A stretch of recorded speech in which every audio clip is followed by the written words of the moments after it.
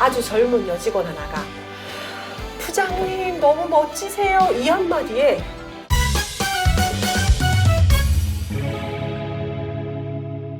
도와줘 이변. 이변. 자, 이변 있는 변호, 우리 대한민국 최고의 멋진 변호, 아름다운 미녀 변호, 우리 이미영 변호사님 모셨습니다. 안녕하세요. 반갑습니다. 자, 오늘 저희가 이제 이야기를 쭉쭉쭉 나가고 있는데 오늘 주제가 바로 그 주제, 바람.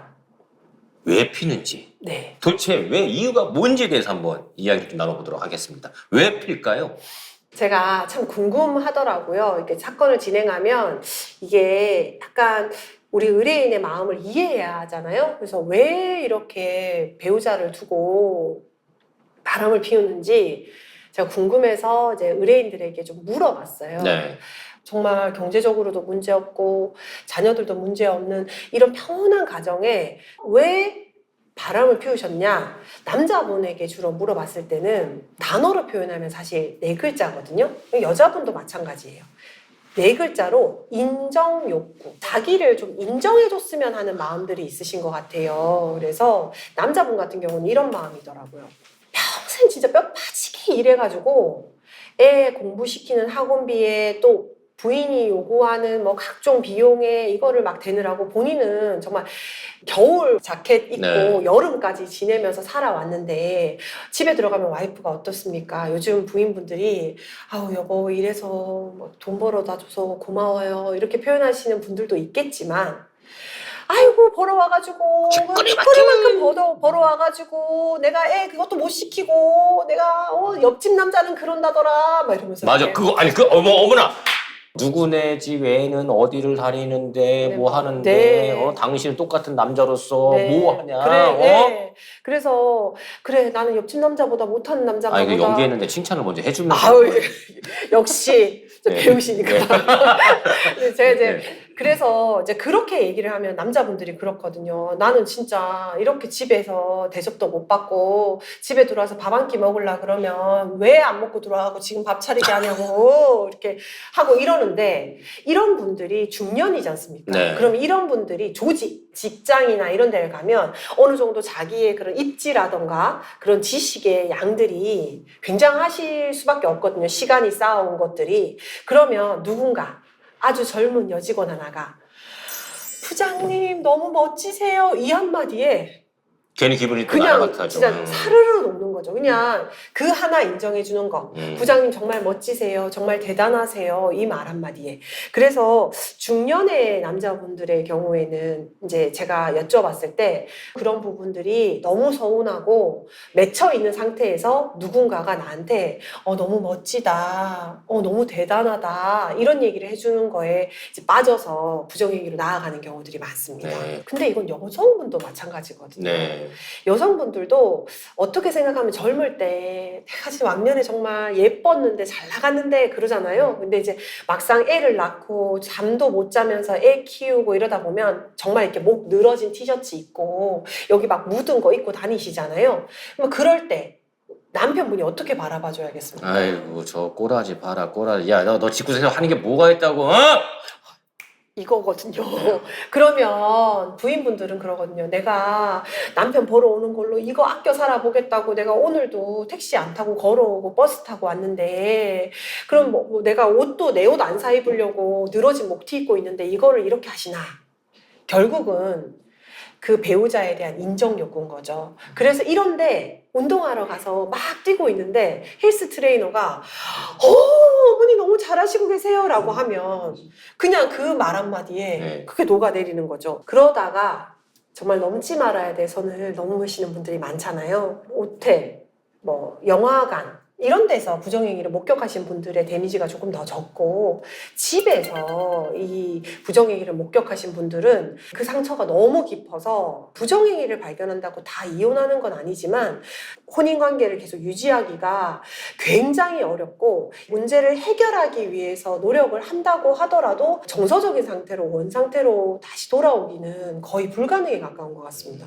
제가 이거 실제 있었던 이야기인데 제가 결혼식 사회를 참 많이 본 사회자예요. 네. 입장인데 예전에 어떤 분이 결혼 한 일주일 정도 남기고 신부가 뭐 전화로 울면서 왔어요.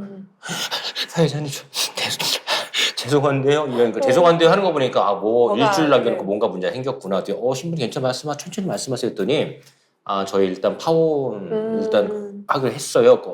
궁금하니까 저도요. 왜요? 했더니 얘기를 하시더라고. 아 신혼집을 미리 꾸며놨다. 그리고 자기는 아직까지는 결혼 안 했기 때문에 내 집에서 살고 있는데 어느 날 그 남편과 살 신혼집을 가보니까는 내가 아닌 머리카락이 나오더라. 그래서 추궁해봤더니 전 여자친구와의 결혼 전에 미래를 즐길 장소가 바로 그 집이었던 거예요. 네. 부정행위 장소 중에 가장 배우자에게 최악의 장소, 월스트 장소는 집입니다. 만약에 어린이가 있는 데서 그런 부정행위를 한 걸 아이에게 노출시키면 저희 법리적으로는 사실 아동학대 가능성을 보고 있고요. 그게 아니라도 집에서 그런 일을 하는 것 자체는 배우자에 대한 기본적인 예의가 없는 거죠. 이 이야기를 계속 나눠보니까는 이 이야기도 분명히 있을 거라 생각이 들어요. 그리고 솔직히 주위에 많아요. 맞바람. 네, 맞바람. 보통 이제 외도를 알게 되면 곧장 이혼 소송을 하는 경우들이 많지는 않습니다. 근데 이 사건은 외도를 이제 배우자가 알고 곧바로 이혼 소송이 들어와서 우리 의뢰인이 바람을 핀 쪽이었어요. 네, 그래서 제가 그랬죠. 아유, 사장님, 이제 남편분이셨는데, 사장님 바람 핀 거 너무 확실하시고, 저쪽에서 이제 이혼 소송을 넣은 이상, 우리가 위자료는 당연히 물어주어야 할 것 같다. 어쩔 수 없으니까 잘못했다고 하고 위자료 금액을 좀 낮추고 해보자. 이렇게 얘기를 하고 이제 사건을 진행하고 있는데, 여기 어떻게 적발됐냐면요. 네. 상간녀 또는 상간남들 중에 자기가 이제 이 관계를 정리당할 것 같으면 원래 배우자한테 전화를 하시는 분이 있어요. 그러니까 이분 같은 경우는 그 바람핀 여자분이 그 본처분한테 전화를 하신 거죠. 네. 전화를 해가지고 내가 내 남편이랑 이런 관계를 갖고 있었는데 지금도 뭐 만나고 있고 막 이렇게 얘기를 하는데 이제 그 배우자가 알게 된 거죠. 그걸 계기로. 그래서 보통은 이혼 소송 그렇게 빨리 안 듣는데 엄청 빨리 들어왔어요. 그 배우자분께서.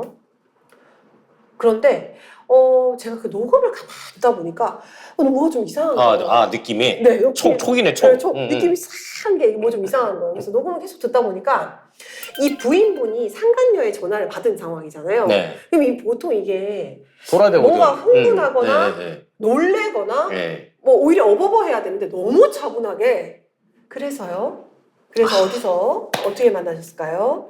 예. 그래서 지금도 만나고 있나요? 뭐 이렇게 너무 태연하게 이게 너무 교양이 넘치시네. 네, 그래서 처음에는 저는 진짜 교양이 있으셔서 이렇게 차분하신가 했는데 자꾸 들을수록 이게 갑자기 돌발적으로 전화가 온 건데 너무 태연하게 받으시니까 너무 이상하다 이거 뭔가 기다렸나? 뭐 이런 남편의 유책 사유가 있기를 기다렸나 싶은 생각이 들어서 제가 남편분한테 남편분 지금 이제 쫓겨나다시피 쫓겨난 거예요. 자기 바람 펴가지고. 그래서 그러지 마시고 집에 들어갈 권리는 있으니까 들어가 보셔라. 그리고 배우자를 한번 좀 지켜보셔라 했는데 아니나 다를까. 제가 들어가라고 한 날 집에 딱 들어갔더니 이 남편이 집을 나가 있으니까 이 배우자가 안심했을 거 아니에요. 그 부인분이. 그래서 이제 그 자기의 그 바람핀 상대가 준 선물을 거실 한가운데 이렇게 딱 펼쳐놓은 거예요. 그래서 얼씨구나 했구나, 얼씨구나. 네, 땡땡아, 네. 뭐 사랑해, 뭐 땡땡아, 뭐 이렇게 편지 써가지고 이렇게 선물 준 거를. 그래서 그 남편분이 들어가자마자 그걸 보고 저한테 사진을 찍어가지고 저쪽도 맞바람을 피고 있었는데 그럼 나만 이렇게 당할 수 있냐. 그래서 제가 그러시면 저희도 이제 반소를 제기해서 같이 다퉈보자 이렇게 얘기를 했던 케이스가 있어요. 그럼 만약에 맞바람인 상태에서 소송을 서로 걸 수가 있잖아요. 네. 그러면 이게 맞바람이기 때문에 똑같은 귀책 사유가 되기 때문에 어떤 뭐 재산 분할도 그냥 쉽게 그냥 5대5로 끝나는 건가요? 아니면 재산 분할 5대5의 쟁점은 네. 이제 다음에 저희가 별도로 이제 따옴표를 따서 정리를 하겠지만 방송 욕심 많으시군요. 네, 예. 정리를 하겠지만 다른 회차를 또 준비하셨습니다. 예. 부정행위는 위자료와 관계가 있는 거고요. 부정행위를 했다고 재산 분할에 뭐 큰 영향을 주거나 그러진 않습니다. 네. 예전에 영화를 보면 막 그런 거 있잖아요. 저희 남편이 바람 피는 것 같으니까 300입니다. 이걸로 잡아오세요. 딱 그랬더니 흥신 쏜 사람이 이 300 가지고 남편한테 가요. 대개 아내분이 300을 줬어요. 잡아오라고.